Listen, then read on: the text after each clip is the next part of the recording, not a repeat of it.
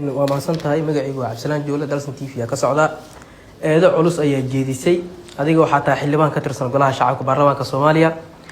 xilkaas xildhibaanimo lacag ku qaadata oo mushaari ayaa ku tahay maalmihii la soo dhaafay baarlamaanka laga yeerinayay xildhibaan Cabdiraxmaan Cabshakuur waa maqan yahay waliba bila fasax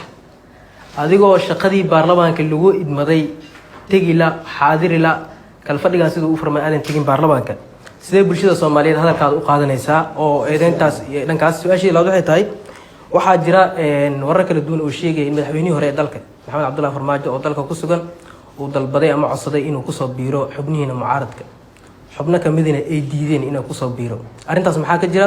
hadii ay jirtana in xubno kamida inay diideen adiga ma kamid tahay xubnaha diideen adeero meeshaas dhowr jeer aan ka hadlay waa meel nin odaya wuxuu rabana ka ansaxsado asagana u xirantahay microfonka tagto in aragteen oo maray aniga Sheekh Shariif oo nalka deminayo microfonkaas waa laga deminayaa buttonka asaga haysta wuxuu asaga rabin kama sheegi kartid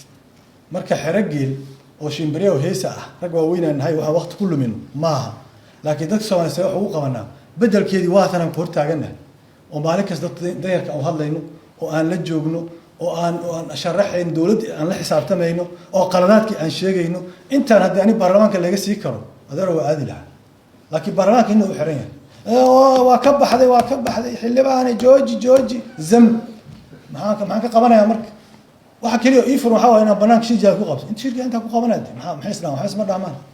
marka meesha baarlamaanka ma jiro dadkani ha kullu gooynina wariyaalaatiin meesha baarlamaan ma jireen waxa soo haray tan madasha ku saabsan madasha cidda ku soo biireysay cidda ku soo biireynin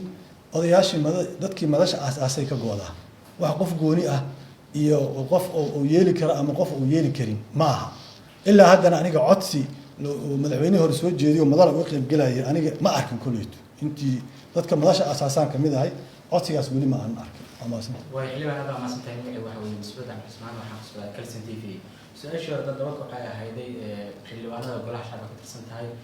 sida walaalkii uu sheegay mushaarad ku qaadata waxa sheegay inaysan ahayn xildhibaano ama golo markaas baarlamaan oo rasmi ah adoo ku tilmaamay markaas inay tahay golageed ma ba iska ashiishay dad ku qanacsaneen xubnadeeda waa tokobaad teeda labaad waxay tahay